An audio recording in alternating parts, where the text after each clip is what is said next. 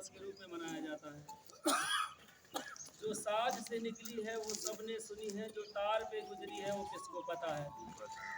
सबसे पहले जब स्वतंत्रता दिवस 1930 को मनाया गया और इसके बाद जब 15 अगस्त 1947 को हमारा देश आज़ाद हो गया, तब से 15 अगस्त को स्वतंत्रता दिवस मनाया जाने लगा। लेकिन उस दिन को यादगार बनाने के लिए 1930 के जो स्वतंत्रता दिवस के जो 26 जनवरी को मनाया गया था, उस दिन को यादगार बनाने के लिए जब पहली बैठक 9 दिसंबर 1946 को हुई संविधान सभा की, तो उसमें डॉक्टर राजेंद्र प्रसाद स्थायी अध्यक्ष और अस्थायी अध्यक्ष डॉक्टर सच्चिदानंद सिन्हा जी को बनाया गया और एक प्रारूप समिति बनाई गई। बंधुओं, प्रारूप समिति एक ऐसी समिति थी जिसने संविधान को लिखने का काम किया था और प्रारूप समिति के अध्यक्ष बाबा साहब डॉक्टर भीमराव अम्बेडकर जी बनाए गए और इन्होंने 2 वर्ष 11 महीने और 18 दिन में 63,95,729 रुपये के खर्च से और 395 अनुच्छेद और 8 अनुसूचियों वाले एक विशाल संविधान को जन्म दिया।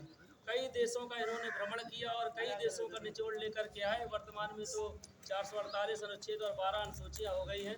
तो उन्होंने 395 अनुच्छेद और 7 अनुसूचियों वाले संविधान को जन्म दिया और 26 जनवरी 1950 को, उस दिन को यादगार बनाने के लिए 26 नवंबर 1949 को संविधान बन करके तैयार हो गया। लेकिन 26 जनवरी 1950 को संविधान पूरे देश में लागू कर दिया और ये एक संदेश दे दिया कि कुछ काम करो, जग में रहकर कुछ नाम करो।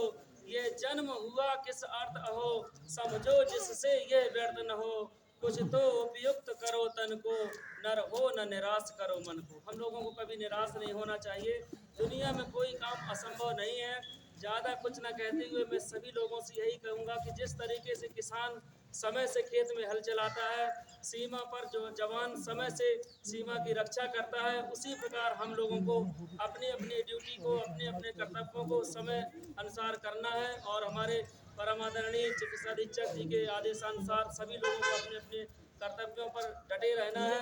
क्योंकि ईश्वर कहता है कि मुझको कहाँ ढूंढता बंदे, मैं तो तेरे पास में, ना मैं जप में, ना मैं तप में, ना मैं व्रत उपवास में और ना मैं भक्ति भवन गुफा में, ना काशी कैलाश में, और मुझको कहाँ ढूंढता बंदे, मैं तो तेरे पास में। भगवान श्री कृष्ण ने गीता में अर्जुन से भी स्पष्ट कहा था कि हे अर्जुन, कर्मण्यधिकारस्ते मा फलेषु कदाचन कर्म फल हेतुर्भुः संगोस्त कर्मणि।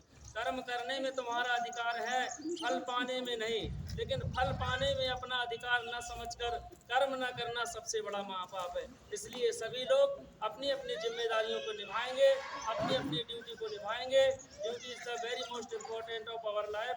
हमारे जीवन में जो हमें कर्तव्य मिले हैं, उन कर्तव्यों को निभाते हुए सभी रोगियों के प्रति अच्छी से अच्छी सेवा देकर, अच्छी से अच्छी भाषा का प्रयोग करते हुए अपने अपने कर्तव्यों को करेंगे। यही हमारा पावन जो गणतंत्र दिवस है लेकर के आता है। ज़्यादा न कहते हुए इन्हीं शब्दों के साथ मैं अपनी वाणी को यहीं विराम करूँगा। जय हिंद, जय भारत।